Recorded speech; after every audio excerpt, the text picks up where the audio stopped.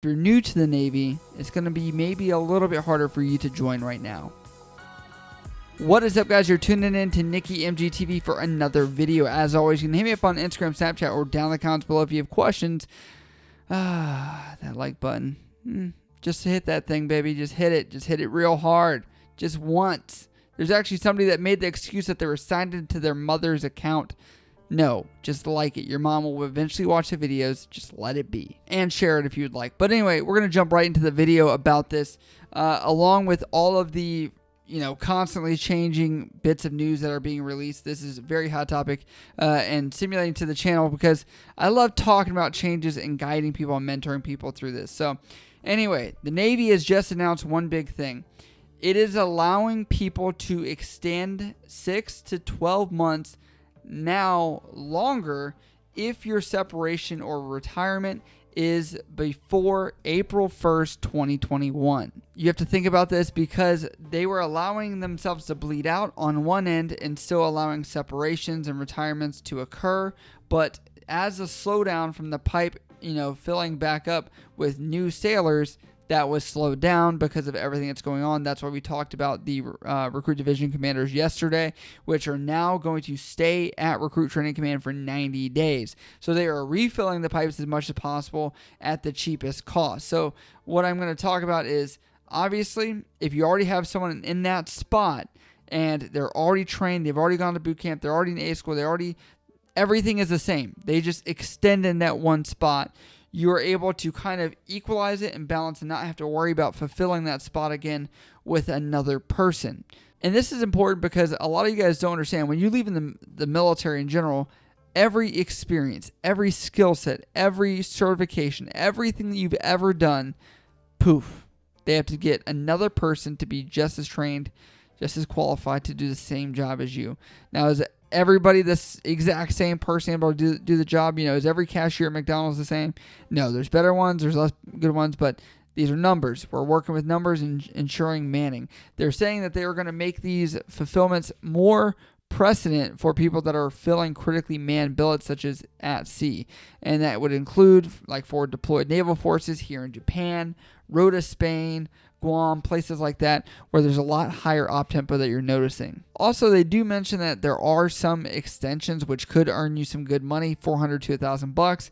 This is true, depends on the job, depends on what the place that you're stationed at, things like that. Speaking from my experience as an independent duty corpsman, you could be on a ship and get more pay if you extend at a certain place. So that can have its own benefits. Now, this is where I'm going to talk about people that were previously in the service that may be looking to come back. I'm going to be very honest. I think a lot of you guys are, if you guys didn't watch my previous video about the economy, if the economy keeps going down, what will that mean? Will this create another recession? What does that mean? Maybe some of you are feeling the brunt of getting out and you're like, this is not what I expected it was going to be. This means you probably have a greater chance of coming back in and pulling an oopsie, didn't mean to get out, come back in. That break-in service shouldn't change too much, but I do know that there are several people that have considered coming back into the service.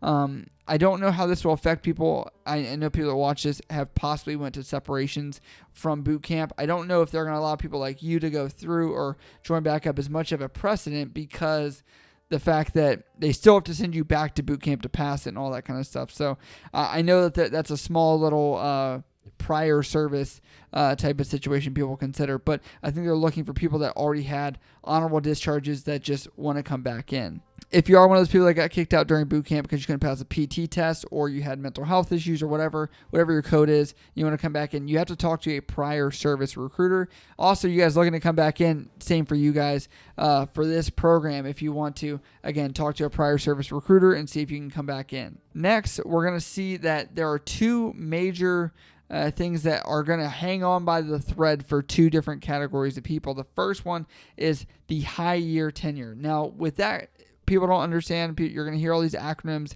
HYT, what does that mean? So for each rank, you have to make that rank within so many years. So right now, for the highest that you can be in before HYT kicks in is 10 years. For E5, it's 16 years. This will allow certain people to extend. There are some people that are going to be very lucky with this. So I'm going to say if you play your cards right and you're on this borderline, you could definitely see yourself maybe being able to get another chance or two to maybe advance, and you're still going to have the pressure though to make the next rank because it can be very difficult. The next one here are people that have failed 2 fitness tests in a row. Those people will now be given at least another crack at the test. And I'm just going to be honest with you that if you're going down to this wire and this is it, you are definitely going to be trying your hardest, or you're going to have to give 100%.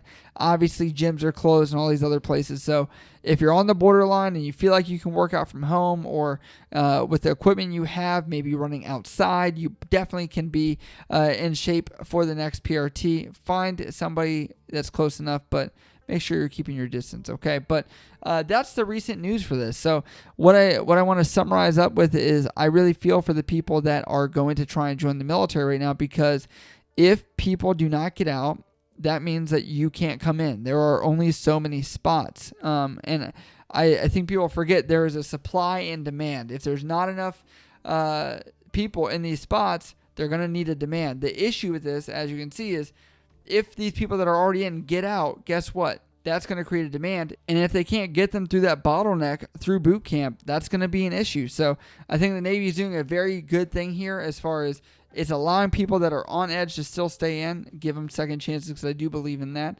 I also want to say that it's going to help weather the storm of this economy. Hopefully nothing crazy happens and we can somehow manage to bounce back quicker than ever. But the way it looks right now, it wouldn't be the best time to get out, because if you're looking for a job and stuff like that, that can be very difficult. So I'm just going to say it might be worth it for some of you guys to re-enlist or extend for this 6 months to 12 months to just weather the storm for a little bit and ensure you have a paycheck. I know the Navy is not the best thing for everybody, but if that's the case, I do think that some of you guys do agree that the pay is at least worth it for the little bit rather than being unemployed. So, but if you guys do have questions about this or anything else, you can always hit me up on Instagram, Snapchat, or down in the comments below. I love you guys. I'll see you next time.